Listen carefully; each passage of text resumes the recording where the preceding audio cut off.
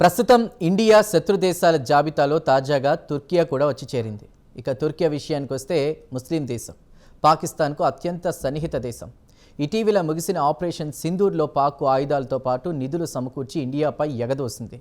ఇక Turkey president Erdogan ఇండియాను ముప్పతిప్పులు పెట్టడానికి మన పొరుగున ఉన్న ముస్లిం దేశాలకు ఆయుధాలతో పాటు డబ్బు సర్దుబాటు చేసి ఇండియాలో టెర్రర్ దాడులకు ప్లానింగ్ చేస్తున్నాడని మన ఇంటెలిజెన్స్ వర్గాలు తాజా నివేదికలో పేర్కొన్నాయి. దీంతో ఇండియా కూడా ఎర్డోగాన్కు ఒక ఝలక్ ఇవ్వాలని నిర్ణయించింది. మరి ఎర్డోగాన్కు ఎలా షాక్ ఇవ్వాలనుకుంటుందో ప్రత్యేక కథనంలో తెలుసుకుందాం.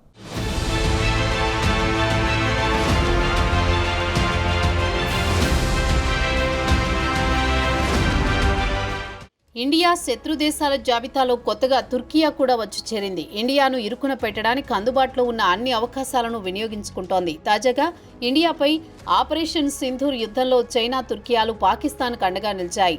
పాక్కు డ్రోన్లతో పాటు ఆయుధాలను సమకూర్చింది తుర్కియా. దీంతో ఇండియా క్రమంగా తుర్కియాతో సంబంధాలు తగ్గించుకోవాలని నిర్ణయించింది.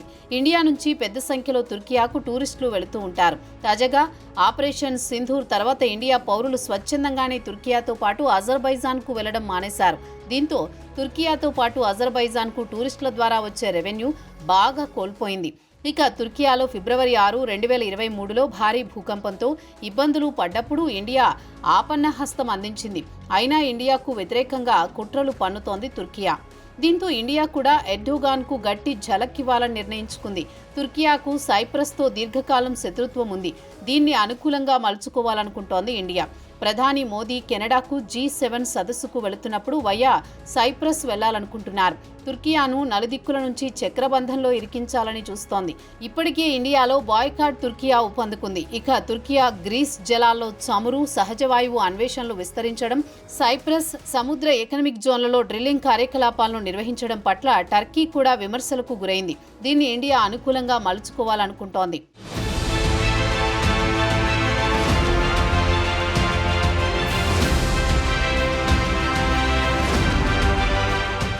ఇక సైప్రస్కు తుర్కియాకు సుదీర్ఘకాలంగా పడ్డం లేదు. అలాగే గ్రీస్, సైప్రస్లు రెండు దేశాలు కలిసి తుర్కియా తమను కావాలనే రెచ్చగొడుతోందని ఆరోపిస్తోంది.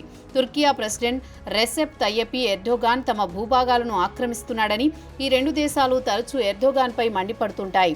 ఇక తుర్కియా విషయానికి వస్తే తాజాగా సైప్రస్ మారిటైమ్ ఎకనామిక్ జోన్లో డ్రిల్లింగ్ కార్యకలాపాలు చేపడుతోంది. ఇది సైప్రస్కు మింగుడు పడ్డం లేదు. ఇక తాజాగా ప్రధాని మోదీ సైప్రస్ పర్యటనతో తుర్కియా ప్రెసిడెంట్కు రెసిపీ తయ్యప్ ఎర్డోగాన్కు షాక్ తగిలే అవకాశాలున్నాయని చెబుతున్నారు న్యూఢిల్లీ వర్గాలు. ఇండియా, సైప్రస్ల మధ్య సంబంధాల విషయానికి వస్తే గత దశాబ్ద కాలంగా ఇరు దేశాల మధ్య సంబంధాలు బలపడ్డాయి. ప్రధాని మోదీ బాధ్యతలు చేపట్టిన తర్వాత నుంచి ఇరు దేశాల మధ్య సంబంధాలు మరింత బలపడ్డాయి. ఇరు దేశాలు అతి పురాతన నాగరికతలు రెండు దేశాల దగ్గర కావడానికి దోహదపడ్డాయి.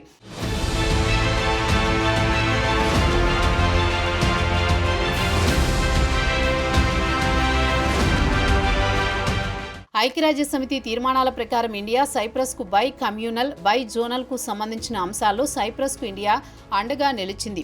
ఇది తుర్కియాకు మింగుడు పడడం లేదు. ఇక సైప్రస్తో ఇండియాకు చారిత్రక సంబంధాలున్నాయి. ఇండియాకు స్వాతంత్ర్యం రాకముందు నుంచే ఇరు దేశాల మధ్య సన్నిహిత సంబంధాలున్నాయి. సైప్రస్ స్వాతంత్ర్యానికి ఇండియా మద్దతు ప్రకటించింది.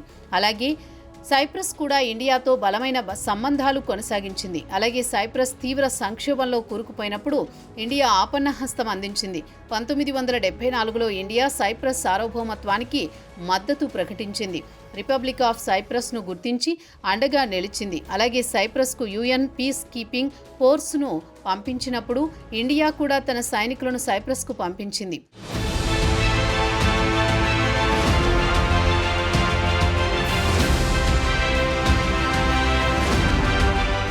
పాక్ టెర్రరిజానికి వ్యతిరేకంగా పోరాడడానికి ఇండియా, యూరోప్ మద్దతు కూడా తీసుకుంటోంది. కెనడాలోని ఈ నెల 15 నుంచి 17 వరకు జరుగుతోన్న G7 సదస్సులో పాల్గొనడానికి వెళుతూ మోదీ సైప్రస్తో పాటు క్రొయేషియాలో పర్యటించనున్నారు.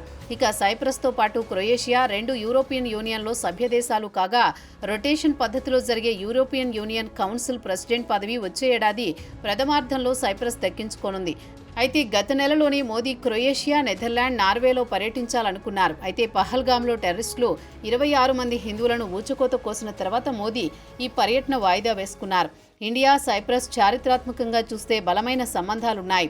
మోదీ కంటే ముందు 2002లో అప్పటి ప్రధాని అటల్ బిహారీ వాజ్పేయి, 1983లో ఇందిరాగాంధీ కూడా సైప్రస్లో పర్యటించి వచ్చారు. ఇక తాజాగా ఇండియా తరపున మూడోసారి మోదీ సైప్రస్లో పర్యటించనున్నారు.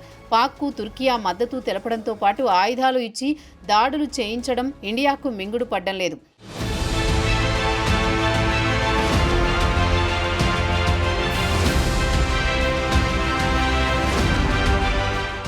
ఇక సైప్రస్కు తుర్కియాకు మధ్య కొన్ని దశాబ్దాల నుంచే సరిహద్దు సమస్యతో పాటు రాజకీయ వివాదాలు కొనసాగుతున్నాయి. అలాగే జాతుల మధ్య వివాదం కొనసాగుతోంది. 1974 జూలై 20న టర్కిష్ సైనికులు సైప్రస్ ఉత్తర భాగంలో దండయాత్ర చేసి 3% భూమిని ఆక్రమించుకున్నారు. అటు తర్వాత కాల్పుల విరమణ ఒప్పందం కుదిరింది. ఆ తర్వాత గ్రీక్ మిలిటరీని ఓడించి అక్కడ పౌర ప్రభుత్వం ఏర్పాటు చేయించింది టర్కీ. అటు తర్వాత శాంతి చర్చలు విఫలం కావడంతో 1974లోనే టర్కీ గ్రీసులోని 36% భూభాగాన్ని తమ ఆధీనంలోకి తీసుకుంది. ఆగస్టు 1974లో యుఎన్ జోక్యంతో కాల్పుల ఒప్పందం కుదిరింది. సైప్రస్లో కొంత భాగాన్ని బఫర్ జోన్గా ప్రకటించింది. దీన్ని గ్రీన్ లైన్ అని కూడా అంటారు.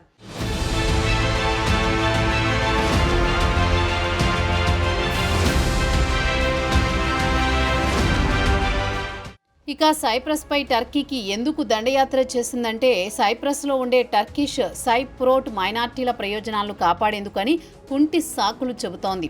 టర్కీ సైప్రస్పై దండయాత్ర చేసిన తర్వాత సైప్రస్ 2 భాగాలుగా విడిపోయింది. ఒకటి అంతర్జాతీయంగా గుర్తించబడిన రిపబ్లిక్ ఆఫ్ సైప్రస్. దీన్ని గ్రీస్ సైప్రియాట్రిక్స్ పాలించుకుంటున్నారు. దీనికి యూరోపియన్ యూనియన్లో సభ్యత్వం ఉంది. టర్కీ దండయాత్ర చేసిన ఉత్తర ప్రాంతాన్ని టర్కిష్ రిపబ్లిక్ ఆఫ్ నార్లన్ సైప్రస్ లేదా టీఆర్ఎన్సీ పాలించుకుంటోంది. దీన్ని కేవలం ఒకే ఒక్క దేశం తుర్కియా మాత్రమే గుర్తిస్తోంది. కాగా 2 రీజియన్లను విడదీసే బఫర్ జోన్ వద్ద యుఎన్ పెట్రోలింగ్ చేస్తోంది. ఇది మోదీ సైప్రస్ పర్యటనకు వస్తున్న నేపథ్యంలో ఎర్డోగాన్కు సహజంగానే ఈ పర్యటన చికాకు కలిగించే అవకాశాలు మాత్రం స్పష్టంగా కనిపిస్తున్నాయి. మరి ఎర్డోగాన్ మోదీ పర్యటనపై ఎలా స్పందిస్తారో వేచి చూడాల్సిందే.